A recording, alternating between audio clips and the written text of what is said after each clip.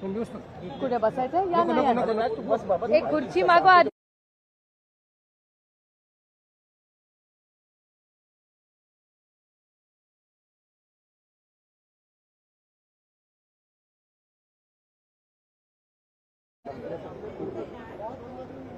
चला shall we role. नमस्कार. आज बाप्पा, संदीप भैया, जितेंद्र आव्हाड हे तिघं गेले जवळपास महिनाभर जी घटना बीड आणि परभणीमध्ये झाली त्याबद्दल पोटतिडकीने सातत्याने हे सगळे प्रत्येक मार्गाने त्या दोन्ही कुटुंबाला न्याय मिळेल ह्याच्यासाठी प्रयत्न करतायत. संसदेमध्ये पहिला आवाज कोणी उठवला असेल तर त्या व्यक्तीचं नाव बजरंग अप्पा सोनवणे. बजरंग अप्पा सोनवणेंनी ही घटना झाल्या तातडीने ते पार्लमेंट कामकाज सुरू असताना कामकाज सोडून बीडला गेले. बीडमधून सगळी माहिती घेतली, तातडीने दिल्लीला परत आले. आम्ही दोघं एकत्र, त्यांचा हट्ट होता की ताई नाही मला आजच रेज करायचं म्हणून आम्ही पहिलं स्पीकर ऑफिसला चिठ्ठी पाठवली. चिठ्ठीला ते म्हणले आज पॅक्ट आहे म्हणून ते म्हणले नाही ताई मला आजच रेज करायचा म्हणून आम्ही स्पीकर साहेबांना जाऊन भेटलो. त्यांनी पहिल्या दिवशी परवानगी, ते म्हणले अहो स्टेट इश्यू आहे, तर ते म्हणले स्टेट इश्यूचा विषयच नाही, हा रेज करायलाच पाहिजे. आणि परभणी आणि बीड ह्या दोन्ही केसेसमध्ये बजरंग अप्पा हा पहिला व्यक्ती आहे ज्यांनी पार्लमेंटमध्ये या दोन्ही जे कोणी गुन्हेगार असतील त्यांना फाशीची शिक्षा झाली पाहिजे ही मागणी त्यांनी केली. त्यानंतर ते या देशाचे गृहमंत्री अमित भाई शाहना भेटायला गेले. त्याचे फोटो तुमच्या सगळ्या चॅनल्सवरही होते. तिथे त्यांनी पाठपुरावा केला. ते दिल्लीत चालू असताना इथे विधान भवनमध्ये संदीप क्षीरसागरांनी पहिले ग्रहस्थ, पहिले आमदार, पहिले लोकप्रतिनिधी माणुसकीच्या नात्याने त्यांनी हा मुद्दा मांडला. त्यांनी तो जितेंद्र आव्हाडांनाही सांगितला, त्यांच्या जिल्ह्याचा होता म्हणून त्यांनी पहिलं लीड घेऊन तो मुद्दा मांडला. नंतर जितेंद्र आव्हाडांनी सातत्याने मांडला, रोहित पवारांनी मांडला, त्यानंतर सुरेश धसांनी मांडला, त्यानंतर नमिता मुंदडांनी मांडला. अशा अनेक लोकांनी हे मुद्दे गेले 30 दिवस सातत्याने मांडलेले आहेत. मी जाहीरपणे मीडियाचे आभार मानते की माणुसकीच्या नात्याने एक अतिशय क्रूर घटना, दुर्दैवी घटना ही परभणी आणि बीडमध्ये झाली, पण माणुसकीच्या नात्याने we are all on the same side. आपल्या सगळ्यांची एकच भावना आहे, ही क्रूर हत्या जी झालेली आहे, चुकीची घटना जी झाली आहे त्याला न्याय मिळावा. त्यामुळे कितीही दुर्दैवी घटना असली तरी एक आशेचं किरण एवढंच आहे की सगळ्यांनी स्वतःचे राजकीय मतभेद बाजूला ठेवून माणुसकीचा नात्याने मीडिया आणि हे सगळे लोक आज उभे आहेत. आणि शेवट जोपर्यंत त्या कुटुंबाला, दोन्ही कुटुंबांना न्याय मिळत नाही तोपर्यंत माणुसकीच्या नात्याने सगळं राजकारण बाजूला ठेवून त्या कुटुंबाला न्याय देण्यासाठी आज हे सगळे प्रयत्न करतायत. अंजली दमानियाताई असतील, त्यांच्याबद्दलही मी तुमच्या चॅनलवर सातत्याने पाठते. त्या तिथे जाऊन राहिल्या, त्यांनी अनेक प्रश्न विचारले. त्याच्यामुळे गेले 30 दिवस सातत्याने हे सगळे माझ्याबरोबर आज बसलेले श्री सुरेश धस असतील, अंजली दमानियाताई असतील, या सगळ्यांनी अनेक प्रश्न विचारलेत. काहींची उत्तरं मिळाली, काहींची नाही. मी गेले अनेक वर्ष पार्लमेंटमध्ये काम करते म्हणून एक थोडासा वेगळा प्रश्न ह्याच केसमधला मांडण्यासाठी यांच्या सगळ्यांच्या मदतीने आणि परवानगीने इथे बसलेली आहे. पीएमएलएचा कायदा हा ब्लॅक मनी म्हणजे काळा पैसा रोखण्यासाठी, याच्यासाठी पीएमएलएचा ऍक्ट यूपीए सरकारने आणलेला आहे. त्या काळातली भाषणात काय पार्लमेंटमध्ये झालं आता हे त्या इतिहासात मी पडत नाही, पण पीएमएलए ऍक्ट आला. पीएमएलए ऍक्टमध्ये असं लिहिलेलं आहे, हा तो पीएमएलए ऍक्टचा कागद आहे, तुम्हाला सगळ्यांनाच माहिती आहे, त्याच्यात काही नवीन नाही. Offences under Indian Pinal code 45/1860, त्याच्यात नंबर आहे 384 आणि 389. ऑफेन्सेस रिलेटिंग टू एक्स्टॉर्शन, जे हा पीएमएलएचा शेड्यूल आहे त्याच्यामध्ये एक्स्टॉर्शन हे पीएमएलए मध्ये येतं. आता मला दोनच प्रश्न सरकारला विचारायचे, कारण का हे फायनान्स मिनिस्ट्रीच्या अंडर येतं. आता हा एक कागद जो सातत्याने बजरंग अप्पा आणि संदीप भैया मांडतायत, तुम्हाला आधी दाखवलेला आहे, की ED enforcement director ministry of finance हे केंद्र सरकारमध्ये येतं. या कागदावर असं लिहिलेलं आहे, तारीख आहे 14/3/2022 साली वाल्मिक कराडांच्या नावाने हा कागद आहे. हा तुम्ही सगळ्यांनी कदाचित तुमच्या चॅनलवर पाहिलेला आहे. हा finance ministry government of India हा कागद आहे, त्याची ही नोटीस आहे. ही तुम्ही पाहिलेली असावीच मला वाटतं. हा झाला पहिला मुद्दा. हा पीएमएलएचा आहे. आता पीएमएलएची अनेक उदाहरणं महाराष्ट्रात झालेली आहेत आणि हा एक्स्टॉर्शन त्याच्यात येतं आणि आज वाल्मिक कराड हे एक्स्टॉर्शन मध्ये आज आहे. त्याच्यामुळे माझा एकच सोपा सरळ प्रश्न सरकारला आहे, महाराष्ट्र आणि केंद्र सरकारला, की वाल्मिक कराड जर एक्स्टॉर्शन अंडर त्यांची अरेस्ट झालेली आहे तर ईडी आणि पीएमएलए हे का लावले गेले नाहीत. Very simple it is. ह्याच्यात अनेक उदाहरणं महाराष्ट्रात गेल्या 4 वर्षात आपण पाहिली. मग अनिल देशमुख असेल, संजय राऊत साहेब असतील, नवाब मलिक असतील, किती तुम्हाला उदाहरणं सांगू ज्याच्यात पीएमएलए मध्ये ज्या पद्धतीने म्हणजे देशमुख साहेब, अनिल देशमुख साहेबांची तर केस हेरसे होती. कोणीतरी म्हणलं माझ्या कानावर अशी गोष्ट आली, आजही कुठलंही प्रूफ नाही. कानानी म्हणजे एकानी सांगितलं की 100 कोटी रुपये मागितले म्हणून त्यांच्यावर पीएमएलए झाला, ईडी लागली, त्यांना अटक झाली. इथे तर आहे हा कागद, इथे आहे ज्याच्यामध्ये नाही तो हा कंपनीची, आता कंपनीचा कागद हा FIR आहे. ह्याच्यामध्ये या FIR आहे 11/12/24चा. त्याच्यात हा पुरा कागद आहे. हा FIR जो झालेला आहे त्याच्यात वाल्मिक कराडांचं नाव आहे. हे बघा इथे वाल्मिक कराडांचं नाव आहे आणि वाल्मिक कराडांचं नाव असताना त्या FIR मध्ये हा कोणी राजकीय व्यक्तीने केलेला FIR नाहीये, हा कंपनीने केलेला FIR आहे. इथे बघा अवधा कंपनीनी 2 कोटी रुपये 28/5/24 28/5/24 हे सगळे डॉक्युमेंट्स आहेत. I am happy to share them. याच्यामध्ये म्हणजे तुम्ही विचार करा की खून झाला जेव्हा संतोष भाऊंचा, तेव्हा 2 दिवस आधी ऍक्शन झाली नव्हती जेव्हा पोलिसला माहिती होतं. आणि एक्स्टॉर्शन जेव्हा झालं, ऑलरेडी ही ईडीची नोटीस वाल्मिक कराडांच्या नावाने ऑलरेडी एक्झिस्टिंग आहे. ही असताना जेव्हा ऑफेन्स हा FIR हे बघा ऑफेन्सेस ऑफ एक्स्टॉर्शन असताना, हे सगळं असताना हा जो FIR केला त्याच्यात ऑलरेडी 22 मध्ये त्यांच्यावर ईडीची केस आहे, नोटीस आलेली आहे, ही परत आहे. तर एक्स्टॉर्शनची ही नोटीस कंपनीने केलेली असताना why is there no action? म्हणजे अनिल देशमुख, संजय राऊत, नवाब मलिक यांना IQ गोष्टींवर त्यांच्यावर आरोप झाले, ईडीची केस झाली, त्यांना अटक झाली. ह्या तर अवधा कंपनीच्या अधिकाऱ्यांनी मे मधील कंप्लेन आहे 28/5/24 बरोबर, 28 मे बरोबर आहे माझं काय प्लीज चुकत असेल तर प्लीज मला करेक्ट करा. पण 28 तारखेला म्हणजे मे टू डिसेंबर, मे जून जुलै ऑगस्ट सप्टेंबर ऑक्टोबर नोव्हेंबर डिसेंबर 8 महिने झाले.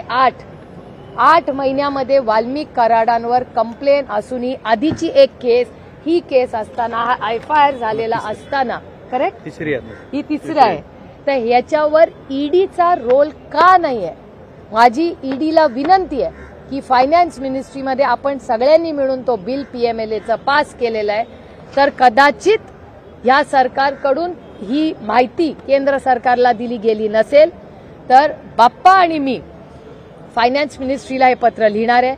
आम्ही आता बजेट सेशन जेव्हा सुरू होऊ तेव्हा फायनान्स मिनिस्ट्रीचीही भेट घेणार आहे की या ईडीच्या केसमध्ये जर इन्व्हेस्टमेंट्स महाराष्ट्रात यायच्या असतील, असं जर एक्स्टॉर्शन झालं तर आपल्या महाराष्ट्रात कोण इन्व्हेस्टमेंट करेल?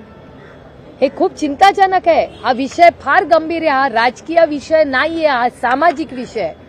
महाराष्ट्रामध्ये जर असं एक्स्टॉर्शन सुरू झालं तर इन्व्हेस्टमेंट कोण करेल? आणि एवढंच नाही, त्यांनी केस केली आहे.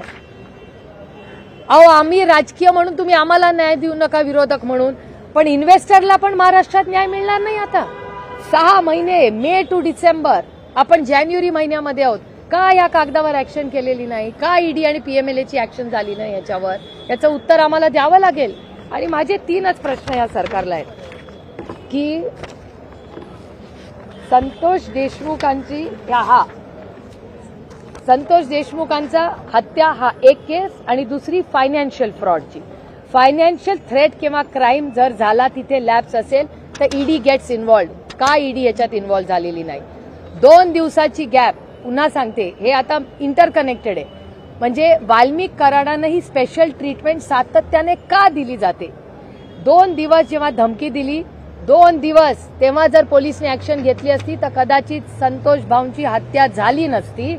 आणि 6 महिने हे जर एक्स्टॉर्शन वर पीएमएलए जर ऍक्शन घेतली असती तर कदाचित अवधा कंपनीच्या पुढे एक्स्टॉर्शनचा इश्यूच राहिला नसता. आता ह्याचं उत्तर आम्हाला महाराष्ट्र सरकारला द्यावं लागेल. आणि पुढची गोष्ट, आणि हे मी एकटी मांडलेलं नाहीये, ह्याच्यात ह्या सगळ्या गोष्टी ह्यांनी सगळ्यांनी मांडलेल्या आहेत, सगळ्या पक्षातल्या लोकांनी मांडल्या आहेत, अंजलीताई दमानेंनी पण मांडलेले आहेत. पण ह्याच्यापुढे आम्हाला काही उत्तर मिळत नाही. त्याचबरोबर ही एक बागी असताना लाडली बहीण योजना, या योजनेचे अध्यक्ष, प्लीज आय स्टँड करेक्टेड, माझं काही चुकीचं असेल तर I am happy to be corrected, की जेव्हा बीड मध्येची जी कमिटी आहे त्याचे अध्यक्ष हे करेक्ट परळी तालुक्याचे अध्यक्ष आजही करेक्ट आजही वाल्मिक कराड आहेत. आता ही योजना आली कुठल्या महिन्यात? ही लोकसभेनंतर आली. लोकसभेच्या आधीच हा एक्स्टॉर्शनचा गुन्हा होता. ज्या माणसावर एक्स्टॉर्शनचा गुन्हा आहे त्याला तुम्ही महिलांच्या या लाडली बहीण योजनेचा अध्यक्ष करता, जे किती असंवेदनशील. It's just shocking. मला ह्या 3च प्रश्नाची उत्तरं पाहिजेत की हे ईडी आणि पीएमएलए का नाही ह्याची अंमलबजावणी झाली? आज 30 दिवस झाले त्या हत्येला, क्रूर हत्येला. आजही एक त्यातला खुनी इन्व्हॉल्व जो आहे तो फरार आहे. तर त्याचं उत्तर सरकारला आपल्याला द्यावं लागेल. आणि लाडली बहीण योजनेचा आजही परळीचे ते अध्यक्ष आहेत. त्याच्यामुळे अनिल देशमुख, संजय राऊत, नवाब मलिक यांना या देशात एक कायदा आणि वाल्मिक कराडांना एक कायदा, असं का? मी कुठलाही आरोप करत नाही या सरकारवर.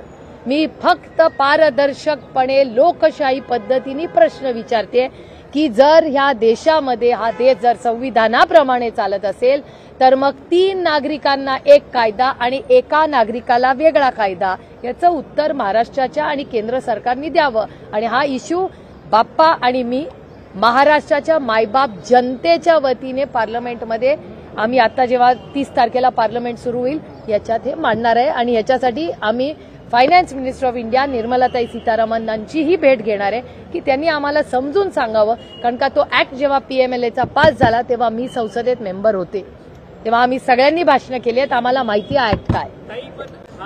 हा फायनान्शियल फ्रॉड तुम्ही सांगताय, मग धनंजय मुंडे पण या फायनान्शियल फ्रॉडचे पार्टनर्स आहेत का? कारण की धनंजय मुंडेच्या ज्या पत्नी आहेत राजश्री मुंडे, त्यांच्याबरोबर देखील वाल्मिक कराड यांचे अनेक खात्यांमध्ये संबंध आहेत, त्याचसोबत जमीन व्यवहार आहेत, हा प्रश्न भागीदारी आहे. नाही, तुमचा प्रश्न हा रास्त आहे, पण त्याचं उत्तर माझ्याकडे नाही ना, मी नाही ना सरकारमध्ये.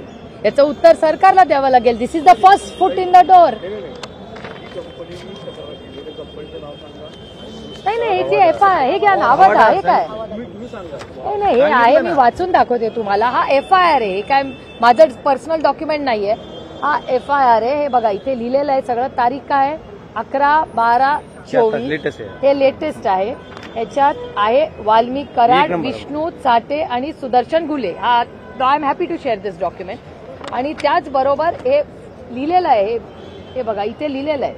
हे सगळं अवधा एनर्जीज प्रकल्प कार्यातून हजर नसताना माझा मोबाईल वगैरे वगैरे हे 2 करोड रुपये सांगितले होते. त्यानंतर वेळोवेळी विविध लोकांनी मोबाईलवरून प्रत्यक्ष अप्रत्यक्षरित्या प्रकल्प काम बंद न ठेवल्यास मारहाण करणं व जीवे मारण्याची धमकी दिलेली आहे. हे याच्यात लिहिलेलं आहे. This is not. हे बघा. आणि 28/5/11 वाजता हे सगळं झालेलं आहे. हे सगळं माहिती ह्या एफआयआर मध्ये. नाही ही बघा, ही ती कंप्लेन आहे. हे तर ईडी आहे, enforcement director ED, ministry of finance. ती ही आहे Rajesh Kumar, assistant director. I consider the attendant of Shri Valmik Karad necessary in connection with investigation. आता हे इन्व्हेस्टिगेशन काय मला नाही माहिती. ही नोटीस आलेली आहे. ही फायनान्स मिनिस्ट्रीची नोटीस आहे ना. पुढे काय पण झालं? इतके दिवस होऊन सुद्धा धनंजय मुंडे यांचा राजीनामा होत नाही, कारण की तिथे पोलिसांना बदललं जातं, जी SIT जी तपास पथक आहे त्यातले अधिकारी बदलले जातात, पण मात्र मंत्री मात्र कायम राहतात. तर त्याच्यावरती तपासावरती प्रभाव निर्माण होणार नाही का? मला असं वाटतं याचं उत्तर आहे, मी गेले अनेक दिवस म्हणते, त्यांची मागणी ही फक्त आमच्या कुणाकडून होत नाही, फक्त राज्यातून भावना आहे. आणि सरकार काय असतं, सरकार ही लोकांच्या सत्ता काय असते, सत्ता हे माध्यम आहे लोकांच्या आयुष्यात एक चांगला बदल घडवण्यासाठी. तर जर चांगला बदल घडवण्यासाठी ती सत्ता असते, इट इज अ टूल, ते एक माध्यम आहे, ती एक सेवा आहे. तर ती सेवा करण्यासाठी आता तुम्हाला माहिती आहे की अशोक चव्हाणांनी पण नैतिकतेने दिलाच होता राजीनामा. अशी किती उदाहरणं महाराष्ट्रात नाही देशात झालेली आहे. अहो, एक काळ असा होता की एखादा रेल्वे ऍक्सिडेंट झाला ना तर रेल्वे मंत्री राजीनामा द्यायचे. लालबहादूर शास्त्री, रिमेंबर दोज, ते होते. किती लोकांनी असे दिलेले आहेत. तर नैतिकतेच्या जी काय भावना आहे ती सगळ्या चॅनल्सवर आहे. आज 30 दिवस झालेले आहेत. आजही तुमच्या चॅनलवर त्या मुलीचे अश्रू बघून अस्वस्थ व्हायला, म्हणजे काय माणुसकी राहिली आहे का नाही. त्या मुली, काल कुठल्या तरी एका चॅनलवरच मी पाहिलं, त्या मुलीचा भावाचा वाढदिवस होता. म्हणजे अस्वस्थ, म्हणजे मला आश्चर्य वाटतं की ह्या सरकारमध्ये काही संवेदनशीलता राहिली आहे का नाही. आणि एकच गोष्ट म्हणजे एवढ्या अंधारामध्ये एकच आशेचं किरण आहे की आज भारतीय जनता पक्ष आणि त्यांचे काही मित्र पक्षात आजही काही संवेदनशील नेतृत्व आहे. सुरेश धस, सोलंकीजी हे बोलतायत. त्याच्यामुळे मला आशेचं किरण आहे की एवढे ह्या संवेदनशील नेत्यांनी ह्या सगळ्यांबरोबर सगळे राजकीय इलेक्शन्स होतात आणि जातात, माणुसकीच राहते, नातीच राहतात. गृह मंत्रालयाचं हे फेल्युअर आहे का? कारण की आज 1 महिना होतोय हत्येला आणि तरी देखील कृष्णा आंधळे नावाचा जो 7वा आरोपी आहे तो अजून देखील अटकेत नाहीये. पोलीस आपला तपास करतात, परंतु पोलिसांना यश प्राप्त होत नाहीये. मला महाराष्ट्राच्या पोलिसांचा खरं सांगू सार्थ अभिमान. मला महाराष्ट्राचे पोलिसांबद्दल म्हणजे जेव्हापासून मी लहानपणापासून बघते त्या वर्दीचा मला अभिमान आहे, त्या व्यक्तींचा मला अभिमान आहे. एक कॉम्पिटेटिव्ह एक्झाम घेऊन या पोलीस मध्ये भरती होतात, कष्टांची परिकष्ट करतात. न्यू इयरला आपण सगळे एन्जॉय करतो तेव्हा ते ड्युटीवर असतात. पण ती जी यंत्रणा त्यांच्या मागे, पोलीस वाईट नाहीये, पोलीसच्या मागे जी व्यक्ती आहे जी त्याला चुकीचं काम करायला लावते, अनेक वेळा अशी घटना महाराष्ट्रात झालेल्या आहेत ज्या पोलिसांनी सांगितलंय बाबा हे मी करू शकत नाही, मग बदली पण झालेली. त्यामुळे ह्या गोष्टीचा विचार. आणि दुसरं, आता हा फायनान्शियल फ्रॉडचा पण उत्तर द्यावंच लागेल ना. म्हणजे 2 केसेस आहेत त्या, एक फायनान्शियल फ्रॉड ईडी आणि PMLAची आणि दुसरी खुनाची. खून झाला या देशातल्या राज्यातल्या एका मुलाचा. हो, त्या कुटुंबाला न्याय नाही देणारी नैतिकता गेली कुठे या समाजातली, हा प्रश्न आणि या सरकारमधली हा प्रश्न मला पडतो. उपमुख्यमंत्री मॅडम, गृहमंत्री आणि उपमुख्यमंत्री नरेंद्र मोदी यांना पाठीशी घालतात असं वाटतंय? आय मीन, बोला, 100% घालताय. ही भावना आहे लोकांची, अस्वस्थ करणारी गोष्ट आहे. कोणी या सगळ्याचा विचार आपण सगळ्यांनी केला पाहिजे. हा काय आम्ही राजकीय, म्हणजे माझं तर म्हणणं आहे राजकारण याच्यात कोणीही आणू नये या मताची मी. हा राजकीय विषयच नाही, हा एक सामाजिक माणुसकीचा विषय आहे. त्याच्यामुळे आपण सगळ्यांनी मिळून, आणि मी मीडियाचे मनपूर्वक आभार मानते की तुम्हीही जे सहकार्य सगळ्यांना केलं, राऊंड द क्लॉक तुम्ही 24 तास ती स्टोरी फॉलो करता. कारण का, आणि जो पत्रकार बीडला जाऊन आलाय तो पत्रकार प्रत्येक जण इधर कॅमेरा किंवा ऑफ कॅमेरा रडलेला आहे का नाही मला खरं सांगा. अस्वस्थ झालेले आहेत पत्रकार तिथे आलेले. प्रचंड दहशत आहे तिकडे, आणि दहशत महाराष्ट्रात आम्ही टिकू देणार नाही. मग कुठल्याही पक्षाची असू दे, काय माणुसकी आहे का नाही. हो, दहशत या विषयावर सांगतो, तुमच्यातला एक पत्रकार दहशतीला घाबरून सगळे विषय सोडून पुण्याला निघून आला. तुम्ही चौकशी करा.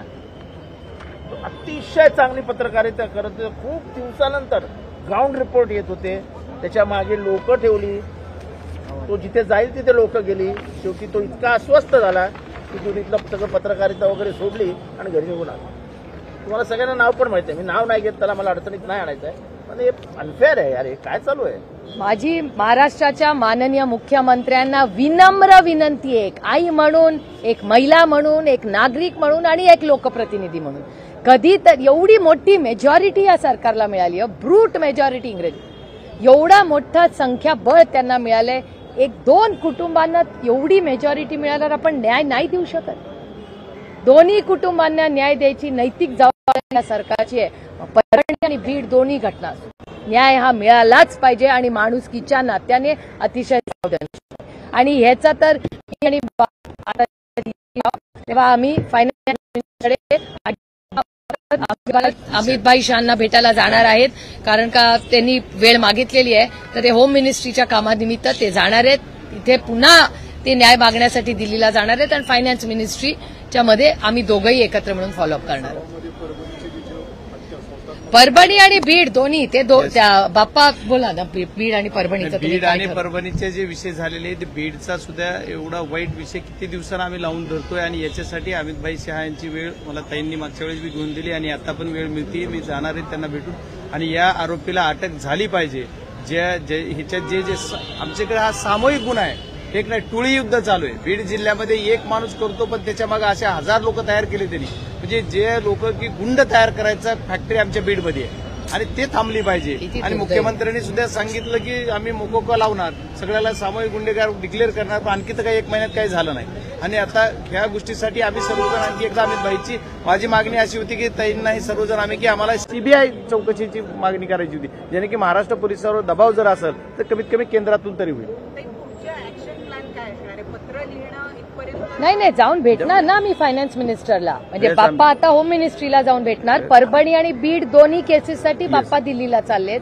ते दिल्लीच्या होम मिनिस्ट्रीची गृहमंत्र्यांची भेट घेणार आहेत दोन्ही केसेससाठी, बीड आणि परभणी.